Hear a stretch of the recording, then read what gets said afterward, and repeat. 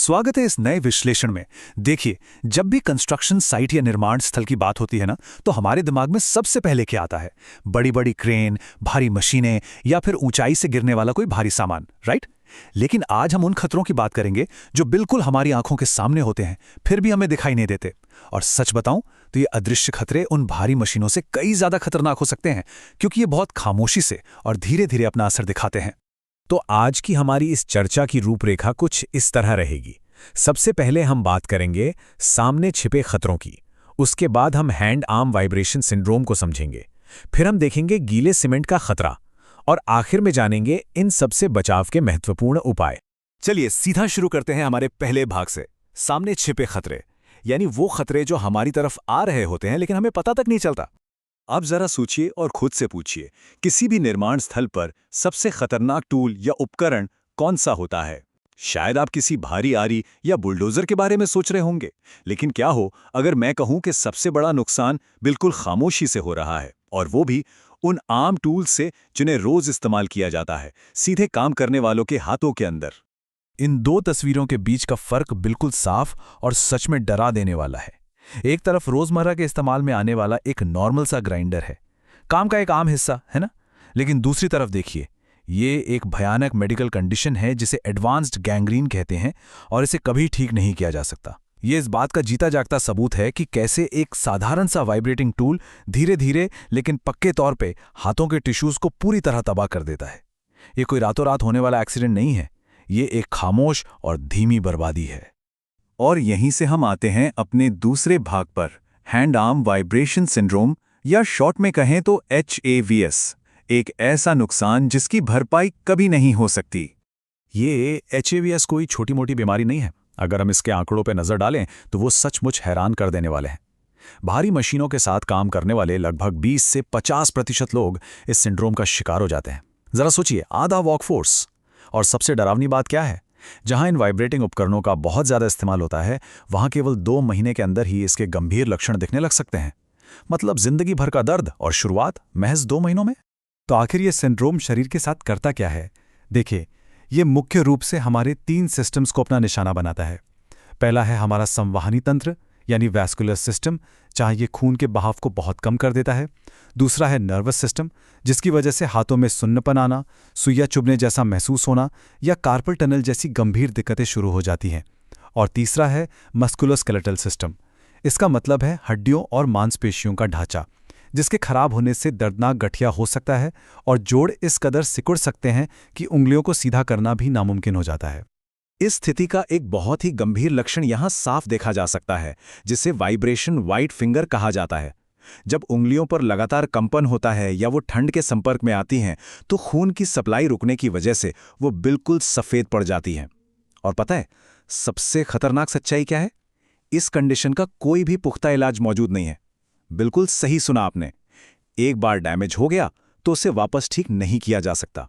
अब चलते हैं हमारी चर्चा के तीसरे भाग की तरफ, गीले सीमेंट का खतरा, इसके कास्टिक बर्न और स्किन सेंसिटाइजेशन के बारे में बात करते हैं।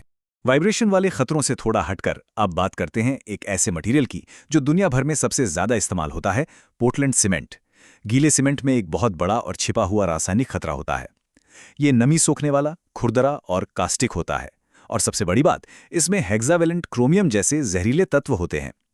इसे जो चीज सबसे ज्यादा खतरनाक बनाती है वो ये है कि गीला सीमेंट आपकी त्वचा को हड्डियों तक जला सकता है, और शुरुआत में आपको इसका दर्द भी महसूस नहीं होगा।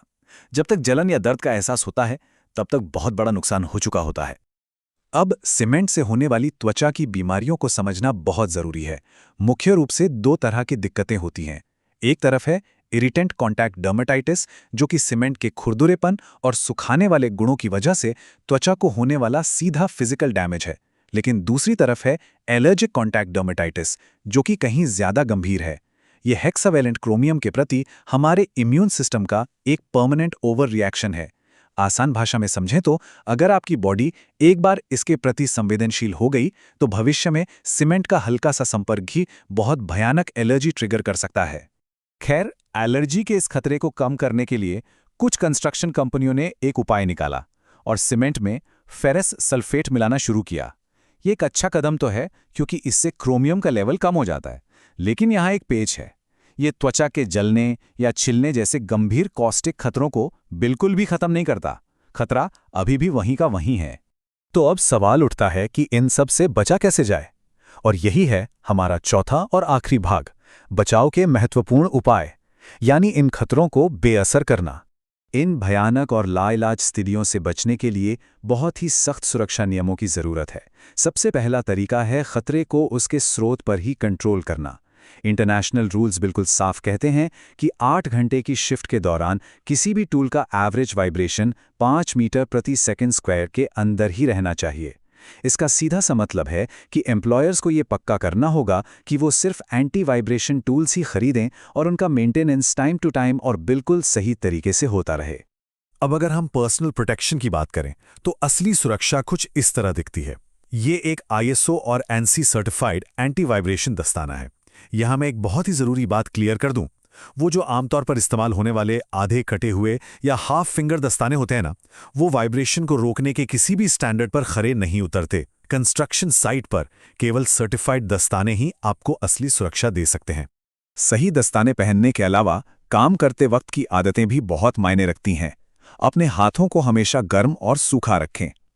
टूल से निकलने वाली ठंडी हवा को हाथों से दूर रखें। टूल्स को बहुत कसकर पकड़ने के बजाय हल्की पकड़ बनाए रखें और बीच बीच में काम बदलते रहें, यानी रोटेशन ब्रेक लें।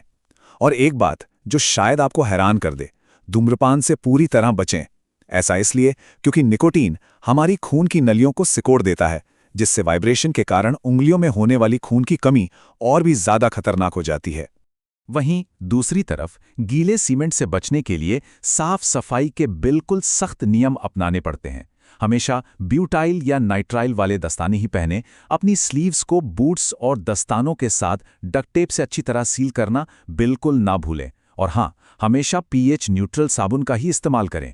यहाँ एक बहुत बड़ी गलती जो अक्सर लोग करते हैं, कभी भी, और मैं फिर कहूँगा, कभी भी किसी बैरियर क्रीम, इनविजिबल ग्लव्स या पेट्रोलियम जेली का इस्तेमाल ना करें। ये चीज़ें आपको बचाती नहीं हैं, बल्कि ये सीमेंट के खतरनाक केमिकल्स को आपकी त्वचा पर चिपका देती हैं, जिससे जलन का खतरा कई गुना बढ़ जाता है।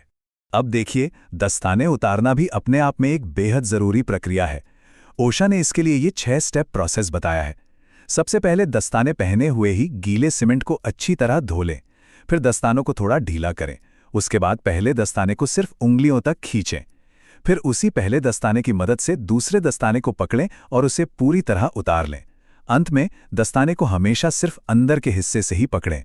सुनने में शायद ये थोड़ा लंबा लगे, लेकिन यही वो छोटी छोटी सावधानियां हैं जो ये पक्का करती हैं कि जहरीला सीमेंट कभी भी आपकी नंगी त्वचा को न छुए।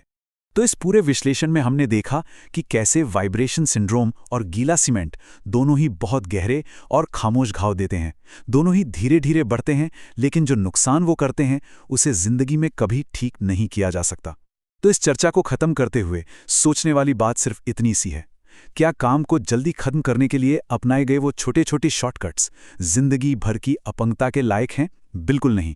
अब वक्त आ गया है कि हम कंस्ट्रक्शन साइट पर मौजूद इन अदृश्य खतरों को गंभीरता से लें और काम करने का अपना नजरिया पूरी तरीके से बदल दें।